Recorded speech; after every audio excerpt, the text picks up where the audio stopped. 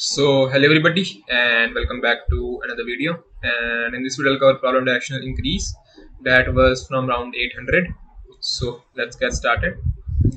So in the problem, we have been given an array of size n, so something like this: a1, a2, a3, a4, so on till an. Also we've been told that if we're at an element x and if we move to its right, we will add 1 to it. That is, the element will then become x plus 1. Similarly, if we move to its left, then the element will become x minus 1. That is, we remove 1 from it. So initially we start with an array of all zeros, and we start on the first element, So we have to answer if there is some sequence of moves such that in the end array of zeros is equal to array A is equal to array A, and our pointer at the finish again ends at the first element.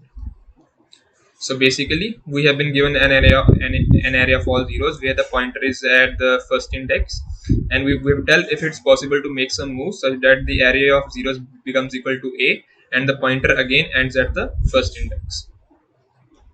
So how can we do this? So I will make some observations first that will help you solve the problem. So let's start with the observations. So the first observation is,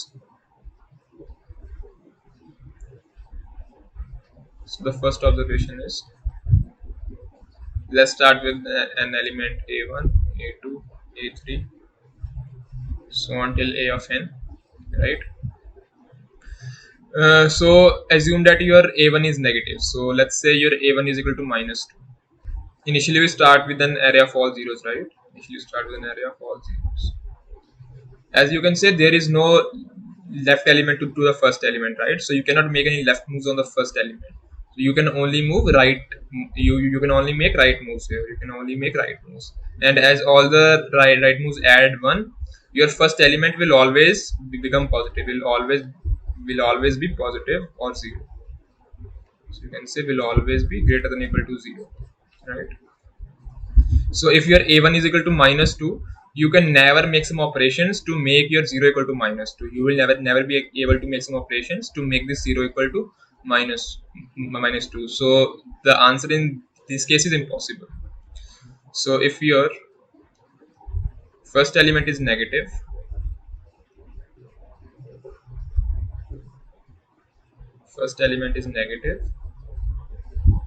answer is impossible, right? So let's move on to observation 2 now. So observation 2 will be, if your array is a1, a2, a3, so on till an. If your a1 is equal to 0, let's say now.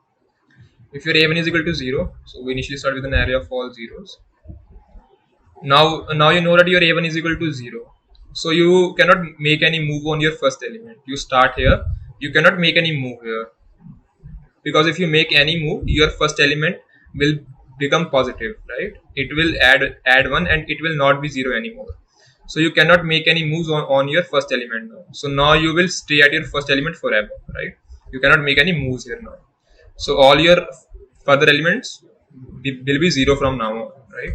So if your first element is equal to 0, all your a2, a3 up to an should be 0,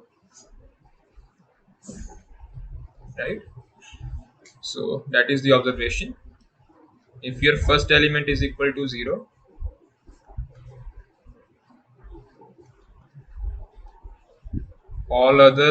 all following elements should be 0.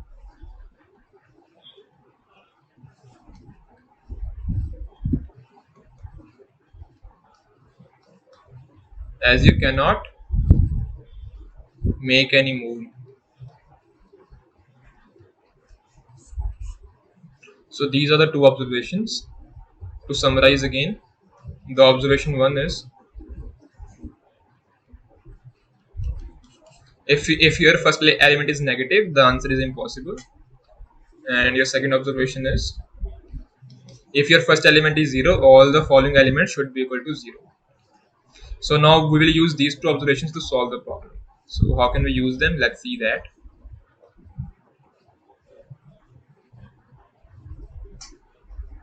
So initially you start with an array A1, A2, A3, A4 to AN, and we have an array of all zeros, right?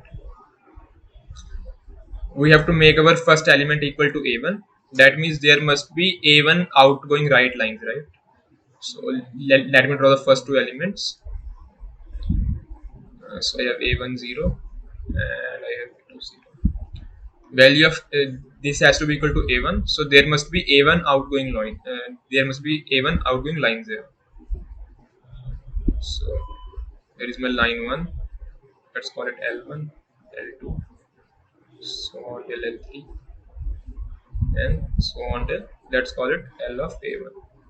Right? There are L outgoing lines. There are A1 outgoing lines, right? So now my value of this will become equal to A1. As there are outgoing lines, there must be some incoming lines as well, right? Because if the lines are going only outwards, it's not possible. So for example, if my L1 goes out, there must be some line coming inwards, and then L2 will go out again. There must be some line coming inwards again from A2, and then L3 will go out again. So in total there must be A1 minus 1 lines. There must be A1 minus 1 lines that will come in from A2, right? That will come in from A2 to A1. So firstly L1 will go out, then some line will come in, then L2 will go out, then some line will come in, then L3 will go out. Similarly, so in the end my value of first element will be equal to A1. But if you see here, in the end my pointer will be at A2 now. As you see here, L1 will go out, line will come in, L2 will go out. Similarly, my last line will come in and my A1 line will go out, and then my pointer will be at A2.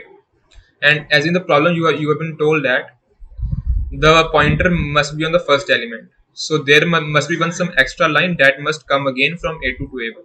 So there must be one extra line that must come again from A2 to A1 to make the pointer again at the first element.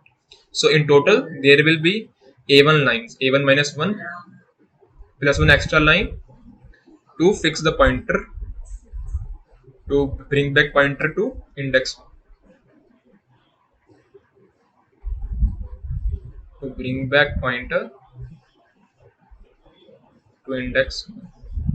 So in total there will be A1 lines. So in total there will be A1 minus 1 plus 1, that will be A1 lines that will come from A2, right?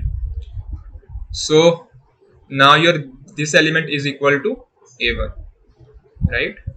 And A1 lines came in from A2. So if this is your element A2, this is 0, A1 lines came from it, right? So these are coming to its left. So now your A1 element will become equal to minus A1, because it gave A1 lines to the first index, right? It gave A1 lines to the first index. So now your A2 element is not 0 anymore. Now it is equal to minus A1.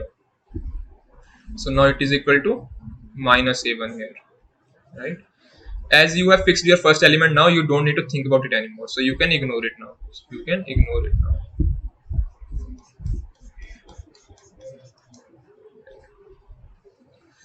So how much change do you need now? So first you needed only A2. Now you need A2 minus. So if I draw it again. So now you don't need to think about your first element anymore. Now your first element is equal to 0. Your first element is equal to A1. Don't need to think about it anymore. Now we will only focus on the following elements.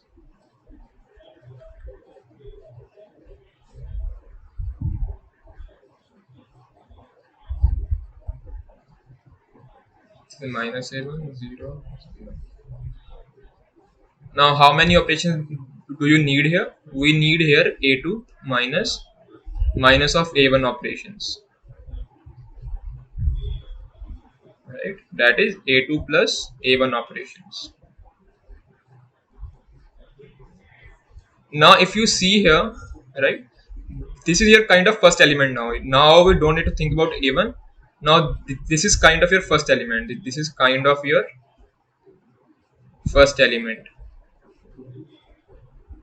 right? So now we can similarly apply the first two observations here, right?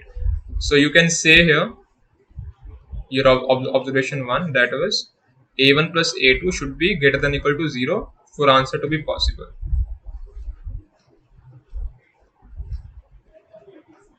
right? Like I told here, right? Your observation 1 was your first element should be positive. Similarly, your second observation you can apply here. If your a1 plus a2 is equal to 0, then all the further elements should be equal to 0, right? All the further elements should be equal to 0.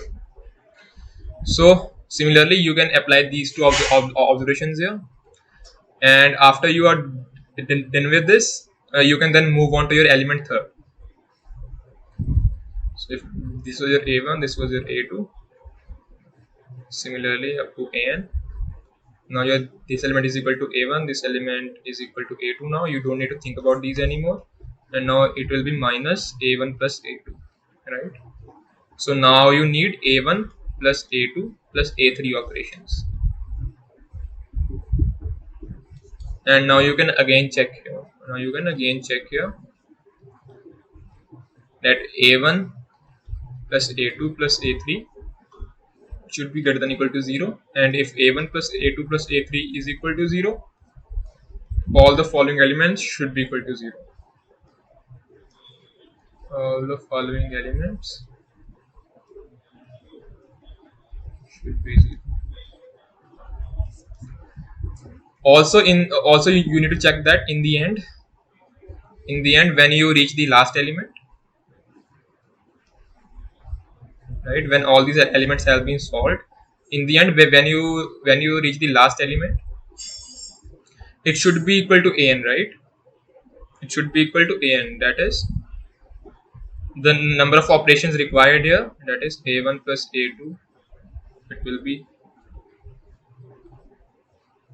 a1 plus a2 plus a3, so on till an.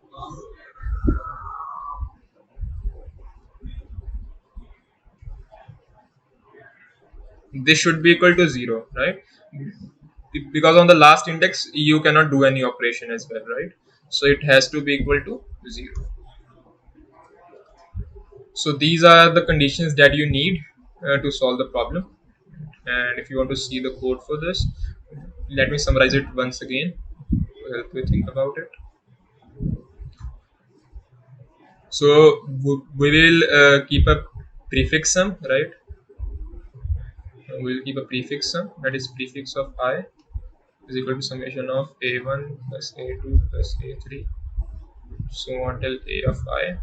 First of all, as you can see here, all the prefix sum must be positive, right? That is a1 plus a2 plus a3 should be greater than equal to 0. Similarly, a1 plus a2 plus a3 plus a4 should be greater than equal to 0, right? So all prefix of I must be positive, it is greater than equal to 0. This was using observation 1. Using observation 2, you can say that if some prefix of I is equal to 0,